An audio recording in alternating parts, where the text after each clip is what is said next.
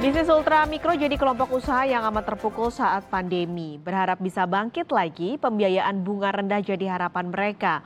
Holding ultra mikro yang sedang digodok pemerintah digadang-gadang bisa jadi solusi pembiayaan bunga rendah untuk pengusaha ultra mikro. Probojati, seorang pensiunan guru, tak menyangka niatnya mencari pemasukan lewat warung kopi harus terhempas pandemi COVID-19. Di akhir tahun 2019, ia membuka warung kopi Batok di kawasan Sleman, Yogyakarta. 3 bulan kemudian, ia harus menutup warungnya. Karena pemasukan tak bisa menutupi biaya operasional, ditambah Probojati juga harus membayar cicilan bunga kredit modal kerja yang ia dapat dari bank. Karena kalau sekarang untuk omset, ya kalau dulu 500.000 itu sehari bisa, sekarang untuk cari 50.000 rupiah, aduh susah sekali. Nah itulah yang harus saya tanggung, dan sekarang saya pun mengajukan lagi kalau boleh untuk mendapat dispensasi kedua supaya saya bisa bangkit kembali untuk menyediakan mengelola Kopi Batok ini sebagai usaha saya ke depan dengan bantuan bank diringankan. Ya, harapan saya kepada bank dan kepada pemerintah untuk memberikan keringanan pada orang-orang seperti kami ini. Ada banyak pengusaha kecil lain seperti Probojati yang terdampak pandemi dan berharap bisa bangkit. Mendapat bantuan dengan bunga ringan jadi harapan. Sementara bunga kredit perbankan saat ini masih mencekik pengusaha mikro.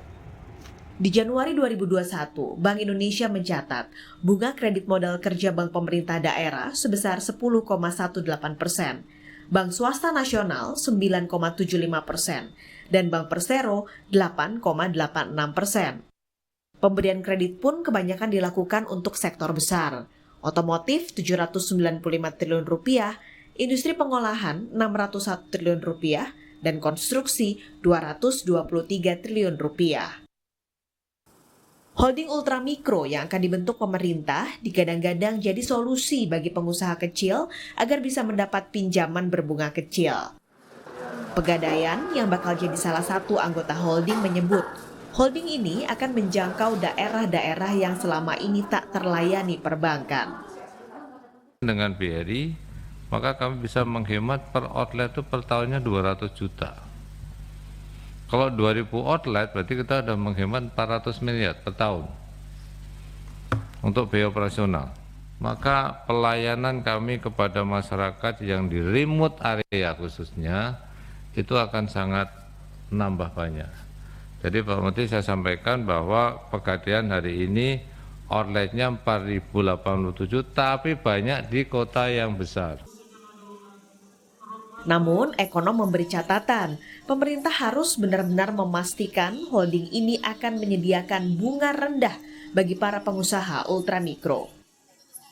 Ya, misal untuk meningkatkan penyaluran kredit kepada atau pembiayaan kepada usaha mikro, saya tidak meyakini itu akan terbantu dengan terbentuknya holding ini. Ya. Dan saya juga tidak meyakini akan menyebabkan penurunan suku bunga ya, yang akan dinikmati oleh usaha mikro yang di dalam mereka mendapatkan pelayanan pasca adanya holding. Saya tidak melihat kemungkinan itu terjadi. Ya. Karena sekali lagi, ya apa yang akan menyebabkan suku bunganya turun? Holding ultramikro diklaim bisa jadi oase di tengah kekeringan ekonomi. Jika nanti disahkan, realisasi ekosistem ini akan dinanti, terutama untuk menjamah pengusaha ultramikro yang selama ini tak tersentuh pembiayaan atau bahkan tercekik bunga tinggi rentenir. Michael Aryawan, Adristia Sintia, Kompas TV.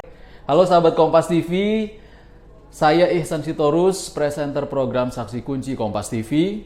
Jangan lupa terus perbaharui informasi Anda dengan menyaksikan informasi terbaru yang independen dan terpercaya di YouTube channel Kompas TV. Dan jangan lupa klik subscribe, like, komen, dan share, serta aktifkan tanda lonceng untuk mendapatkan informasi terbaru dari YouTube channel Kompas TV. Terima kasih, sampai jumpa.